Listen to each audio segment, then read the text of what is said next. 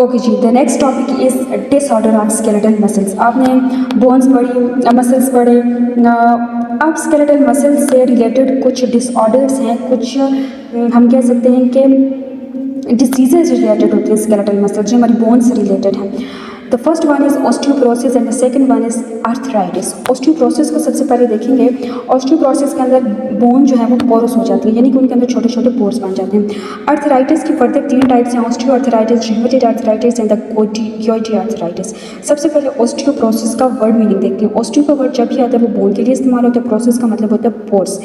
Osteoporosis is the condition in which the bones become soft and fragile and start bending can be broken easily। यानी कि osteoporosis एक ऐसी condition होती है जिसके अंदर बोन्स इतनी सॉफ्ट हो जाती हैं, इतनी नरम हो जाती हैं कि उनको इजीली बेंड किया जा सकता है। जब वो बेंड होंगी तो इजीली ब्रोकन भी हो सकती हैं। क्यों होती है ऑस्टियोपोरोसिस की कंडीशन? क्यों बोन्स फ्रेजाइल हो जाती हैं, क्यों सॉफ्ट हो जाती हैं? क्योंकि जो मिनरल्स होते हैं बोन के अंदर उनकी डीमिनरलाइजेशन स्टार्ट हो जाती है।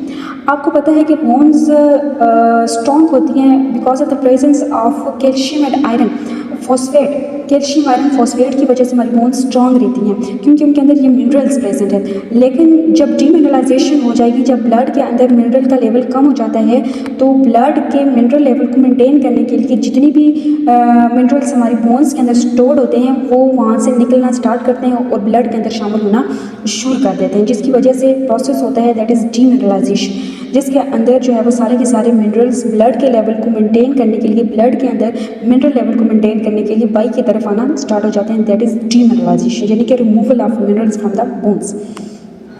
ठीक है। और दूसरी बात इसकी ये भी है कि हम ऐसी डाइट ले रहे होते हैं जिनके अंदर फॉस्फेट, कैल्शियम, आयरन वगैरह का लेवल कम होता है। ट्रीटमेंट इसकी क्या कर सकते हैं कि प्रॉपरली ऐसी डाइट ली जाए जिसके अंदर कैल्शियम का लेवल हाई हो। The next one is arthritis. Arthritis क्या है? आर्थराइटिस के वर्ड मीनिंग को देखें तो it is the combination of two words, arthro and itis. Itis का वर्ड जब भी आता है उसको इन्फ्लेमेशन को रेफर करता है, और आर्थरो का वर्ड जब भी आएगा वो जॉइंट्स के लिए इस्तेमाल होगा। आर्थराइटिस क्या है? Inflammation of joints. जब जॉइंट्स के अंदर इन्फ्लेमेशन हो जाती है, स्वेलिंग हो जाती है, पेन है, रेडनेस है, तो ये सब ब्लड फ्लो ज़्यादा हो जाता है, तो ये सारा इन्फ्लेमेशन को रेफर करते हैं। तो इन्फ्लेमेशन जॉइंट्स के अंदर जब इन्फ्लेमेशन होती है तो उसको हम आर्थराइटिस बोलते हैं। आर्थराइटिस की 3 टाइप्स हैं, osteo arthritis, rheumatoid arthritis and the gouty arthritis.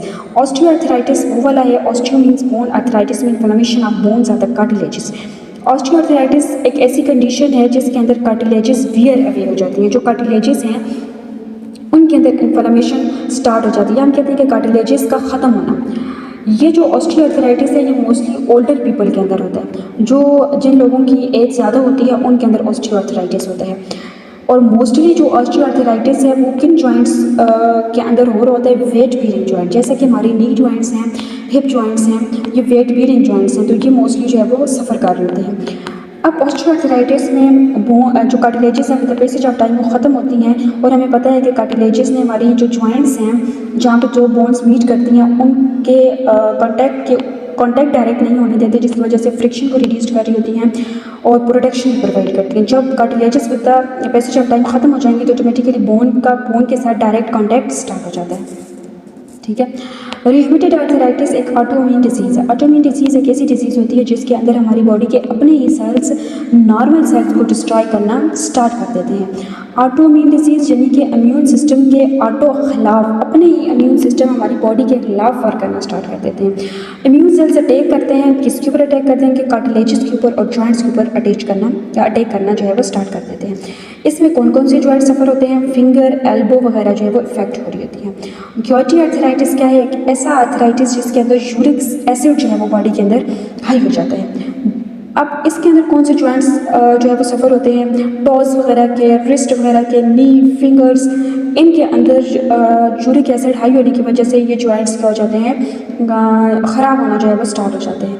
अब ऑस्टियोआर्थराइटिस है, रिमेटॉइड है या गोइटी आर्थराइटिस है, इसका ट्रीटमेंट ये है कि एंटी इन्फ्लेमेटरी, ज़ाहिर है तीनों के अंदर इन्फ्लेमेशन हो रही है तो इन्फ्लेमेशन को कम करने के लिए एंटी इन्फ्लेमेटरी ड्रग्स लेनी चाहिए। एनाल्जेसिक ड्रग्स, पेन किलर, जहाँ ज़ाहिर है जब भी बॉडी में पेन होता है तो हम पेन किलर्स लेते हैं। तो अगर गोइटी आर्थराइटिस की वजह से, रिमेटॉइड या ऑस्टियोआर्थराइटिस की वजह से जॉइंट्स के अंदर पेन है तो हम पेन किलर्स वगैरह भी ले सकते हैं। नॉन स्टीरॉयडल्स यानी कि जो यूरिक एसिड वगैरह का हाई होना है वो किस वजह से हाई होता है कि कोलेस्ट्रॉल लेवल हाई हो रहा है, स्टीरॉइड्स हाई हो रहे हैं, तो नॉन स्टीरॉयडल्स ड्रग्स वगैरह भी हम ले सकते हैं। अपनी डाइट ऐसी रखें, मीट वगैरह ना खाएं कि यूरिक एसिड कम हो ताकि गॉइटी आर्थराइटिस ना हो सके।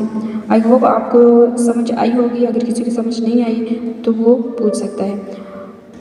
एक वर्ड मैंने यहाँ लिखा है आर्थ्रोप्लास्टी।